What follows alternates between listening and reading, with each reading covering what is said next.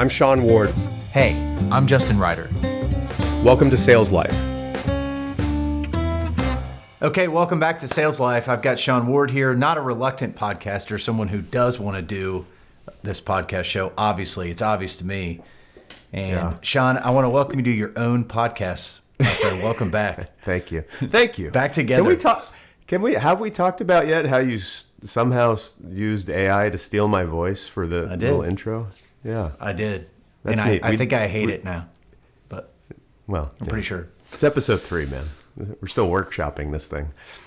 Episode 2 ended on a cliffhanger. Do you want to pick up from there? Or are you excited to jump into... I've got lots of questions for you. Oh, my God. Dude, I'm breathing fire right now. I think I just told you that before we hit record, but I'm ready to go. I'm highly caffeinated. I had a crazy workout this morning. I'm fasted, and I have a meeting that starts in 59 minutes with a big pitch. So it's like, this is it, man. I'm ready. Key ingredients of a big pitch. Let's just hear them. Okay. It's not a pitch. It's the first meeting, but it's a 300,000 square foot tenant, and they have a lease coming up. So big opportunity. Yeah. Love it. I'm ready to go, man. I love and it. this is how I dress for that. You know, this is Sean Ward dressed up. If you could tell, I have a collar on today, so this is big. I love it, man. Well, I'm excited to dive in. We did end on a cliffhanger, if I remember right. Do you want to pick up from there? I think so. I mean, it's something I think about a lot. We were talking about digital marketing, social media, branding, right. LinkedIn, Twitter, podcasts. Like what? It was cracking me up as I was putting my camera in its tripod and setting up my boom mic. Like the irony, like I just never thought commercial real estate would involve me learning about boom mics and, you know, setting the appropriate levels. It's like, so the question is, what the hell does this have to do with what we do for a living of leasing and selling properties? And, you know, I don't think I've landed on exactly what the right tie-in and answer is, but it's, I'm doing it and I'm trying to find how it directly relates to benefiting my clients and enhancing my business. That's the topic. It enhances you. I mean, I recommend to no one get into making media unless it's going to enhance you, which is going to enhance your performance for clients. So it's a roundabout way, but I really do think if you live into yourself more, the more creative you are, and the more curious you are, and if you're out there living this sort of learning lifestyle, where half the stuff I make is because I've experienced something, I've learned from it, I process it, I publish it. Yeah. And I love that. So I hope I'm becoming a better person for clients, a more robust entrepreneur for my family. You know, we're taking it all in this world. Like you and I have recently talked about, like how lucky we are to be exposed to what we are in this business. And a lot of that today is happening through media. I think more people are being exposed to what you're doing and thinking because you're on the producer end of that than the consumption end.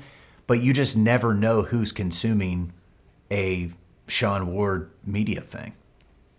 Yeah. And here's the other thing too, is I sent that, then I want to get your response, but I sent you that John Gray. I mean, John Gray with Blackstone, right. Last guy in the world who needs to be posting on LinkedIn. My God, he doesn't need to do any of that.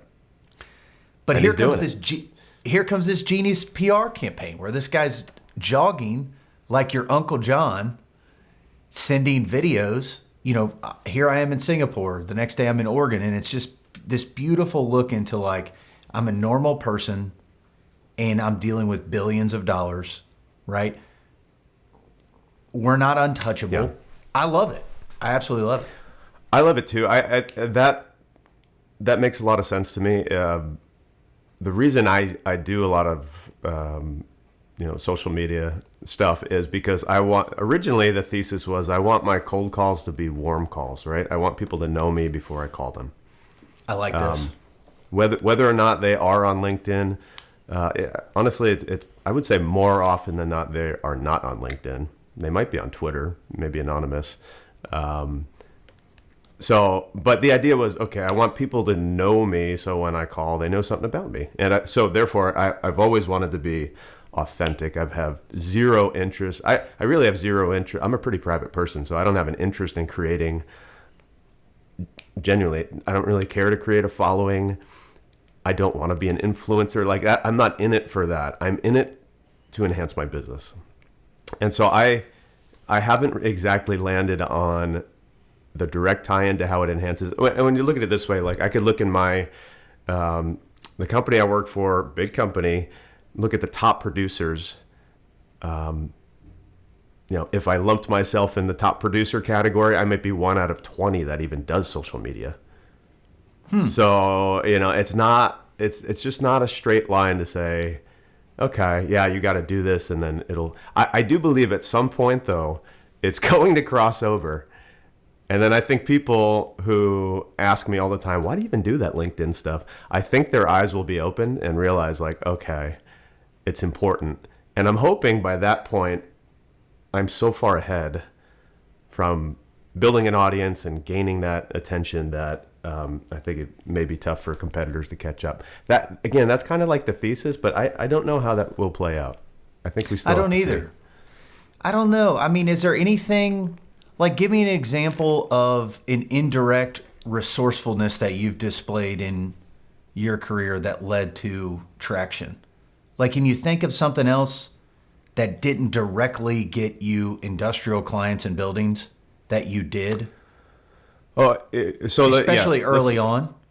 No doubt that social media, specifically writing, and LinkedIn's like the primary platform I've done it on, has enhanced me. It's like it's grown me as a person, right? So the other thing I did early on in my career, to answer your question, was Toastmasters. I attended Toastmasters for 2 years. Right? There's zero tie-in for benefiting my business as far as reaching out to clients or helping clients, but it sharpened my skills. It grew me as a person. It made me a much better communicator. Again, I'd rather take a sharp stick in the eye than speak in front of people, but somehow pick the profession where I speak in front of people for a living. I didn't plan that out too well, but Toastmasters helped me. I just said, and I'm thinking back to Toastmasters when you would speak in front of people, and if you said there was a guy with a horn. He would honk the horn. Every time you did that, I just did it again. And then after a while, you realize it worked that out of your speech. So I didn't say as many ums and ahs or you knows. And Perfect it made example. me a better communicator, I came across more confident to people. And that's what LinkedIn has done for me. It's made me a much better writer. That's translated into all of our marketing materials, sales writing. We look at subject lines for emails and can make them much better in like a minute. So there is that benefit. I'm always looking for the Steve Jobs 3 things. Like when Steve Jobs announced the iPhone, he was said 3 phrases to describe it. And I've never forgotten that. I don't even know what year it was. I mean, I've just watched the reruns of it, but he said I'm going to butcher this now, but it was internet communication device, phone, and iPod. We're launching 3 products today. And then he was like, gotcha. It's just one product. So every building or asset that I sell, I have tried to take that idea and say, this is what this is in 3 simple phrases. Just boil it down. That's been successful for me. So studying marketing, what, I confess, I love what influencers are doing today. I love that. I'm not saying that we're trying to create a business or whatever. We're still figuring out the goals, but I love the idea of winning attention for the right reasons. I mean, let's just say this. There's a lot of people winning attention for the wrong reasons. And I feel like our motives are really good from the standpoint of what's the goal? Improve the sales life for anyone listening, and improve the sales life through friendship. Yeah. I just said a bunch too. I'll bleep it out. Yeah, I'm gonna honk. I'm gonna get the horn for next episode. So, Yeah, I agree with that. Yeah. but is it direct? I don't know. We will find out. Time will tell. We will. So, Yeah, and part of that is the people that we're trying to sell to have to make their way on these platforms, and that takes some time. that's right. And maybe that's a generational thing, and just as society kind of advances, you know, I believe for anybody, call it my age and younger, you know, mid 40s and younger, social media, podcasts, this is all part of our world, and I believe it will Right. be going forward. Yeah, me too. And the best type of social media today is your genuine self put on those platforms in an approachable, acceptable way. I really believe that. Like Yeah, you know, meaning not just this week- overproduced. Right. You know, just who are you, and let me invite you into my world. There's a lot of beauty in that, and I think that is the thing that makes people the most curious. That's what I want to do. Director's cut to life, so to speak. Like how we just planned talking over each other to show how authentic this is. Like that was brilliant that you said we should do that. I think bad. that is my bad. No, but you know what? The Naval posted something this last week, and he said, "Time is not the scarcest thing in the world. Attention is even scarcer." Right? Gary Right. Vaynerchuk always talks about, you know, capturing that attention, and how Right. that's the key to everything. So I believe that. I believe that premise. I believe that is the world we're moving into. So that's why I do it. I love it. I Still have a just direct. theory. I mean, you're talking about capturing attention, by the way.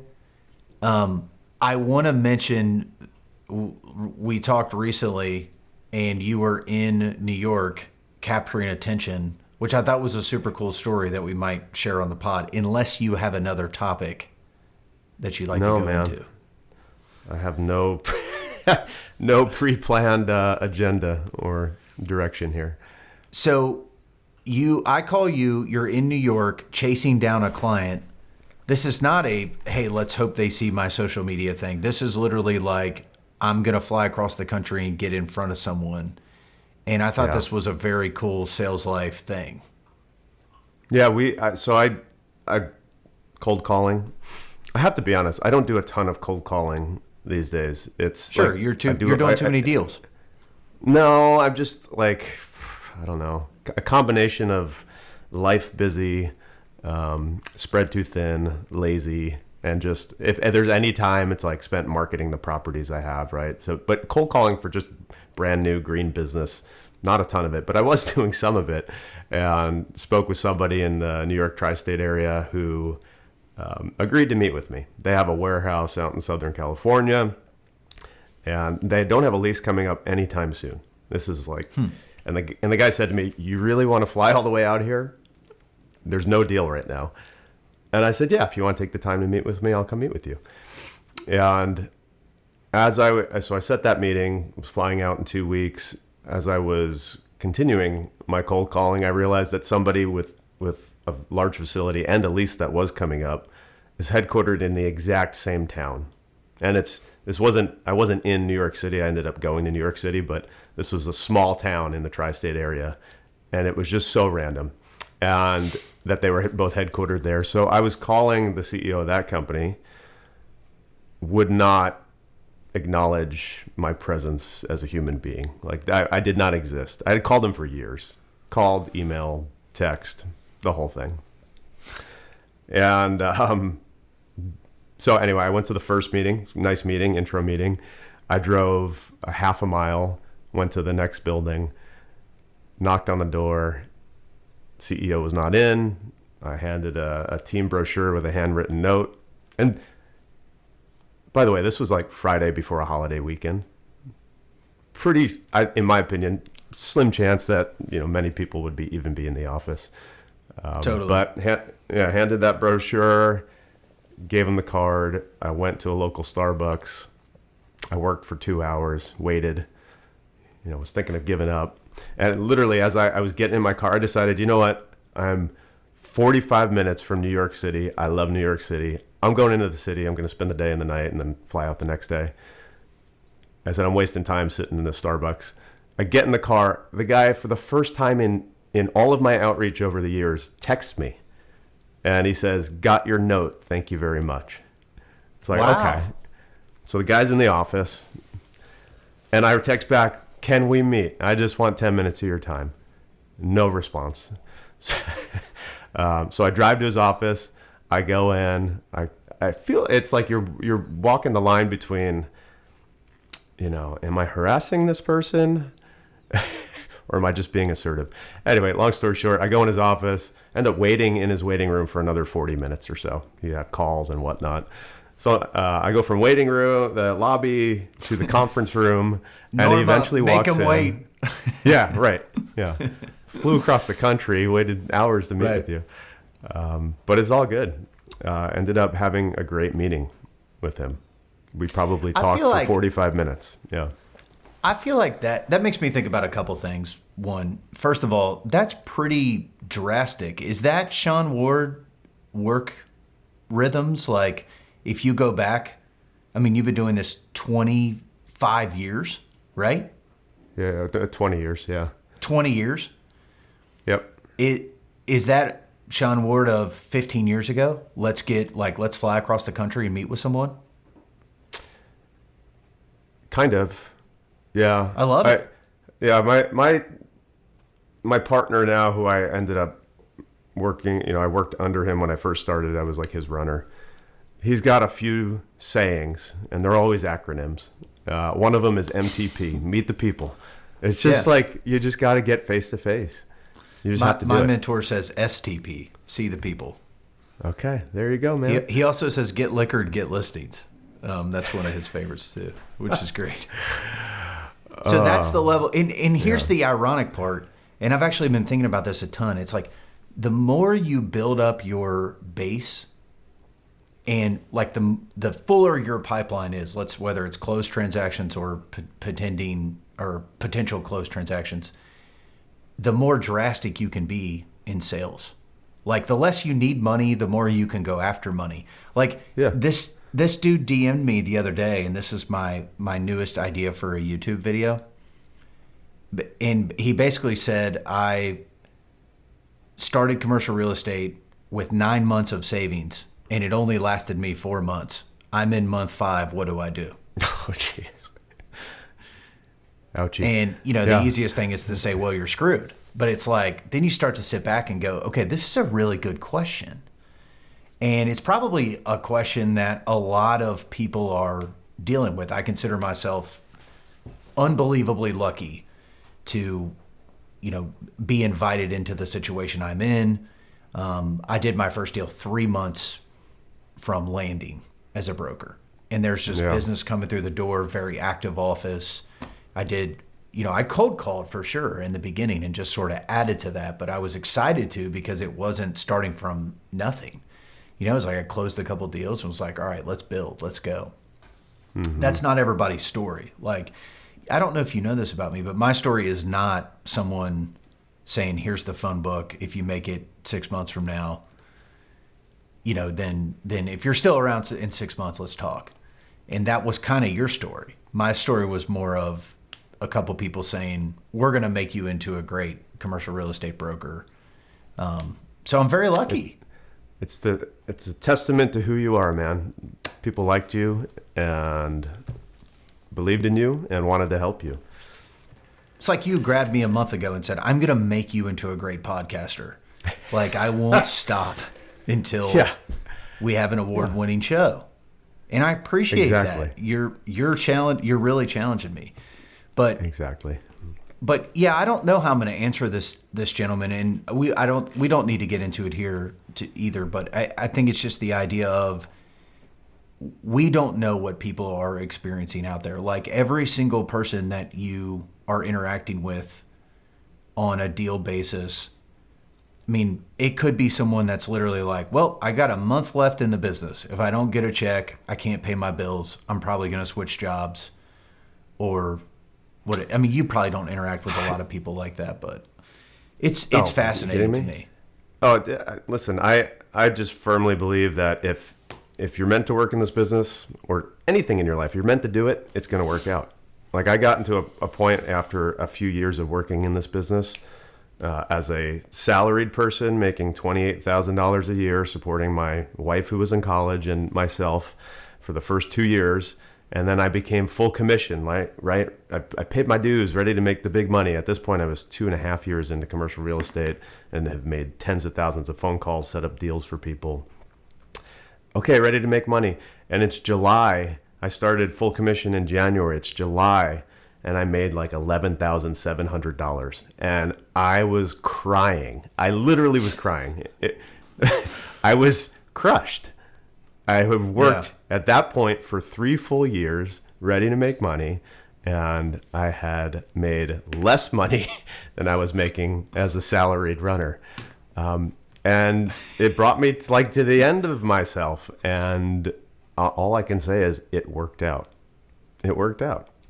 Yeah, you didn't quit. You know, I didn't quit. But it worked out. I'm not saying it in a pat myself on the back kind of way. Like it just worked out. Life took care of it. And I think I just look at, I'm here and I'm going to grow where I'm planted and I'm meant to be here until I'm not. And then it's going to not work at some point and then I'm going to pivot and go somewhere else in my life. But industrial real estate for me, man. Do you agree the greatest position that a broker can be in power-wise is I don't have to take this project? Like it's not a viable project. It's not right up my alley or maybe based on our exact team and skill set. So I'm going to pass. I mean, say it in reverse, the most dangerous way you can do this job is I need money and I need it like very soon. Yeah, I think about this a lot. I want to get to a point where I'm working towards a point where I can do 2 things. One, never have to cold call again. This is my goal. Okay. I've been planning this. I have a timeline for it, and I know roughly when it will happen. Never have to cold call again. And second, fire 1 or 2 clients that I want to fire, and never have to work with any clients that I don't want to work with again. I think it'd be a beautiful place to be. That's a beautiful place to be. I have fired 1 client in my life. Just 1. Yeah. And I say that not because I'm like, looking to do something mean, but you take your lumps in this business. You get your ass kicked for a living. And some people like to kick your ass a little more than others. And I will put up with that because I'm still trying to raise a family and do well with my wife and kids and business partners and before God. And at some point, I can stop getting my ass kicked so hard. And I will look forward to that day. Okay, my friend. Great place to end. There you go. That's a good episode. Yeah, Sales Life, Justin Ryder, my good buddy Sean Ward. We'll see you next episode. Which could be, we don't know when it's going to be, but it'll be soon. Yeah. Thanks, bud.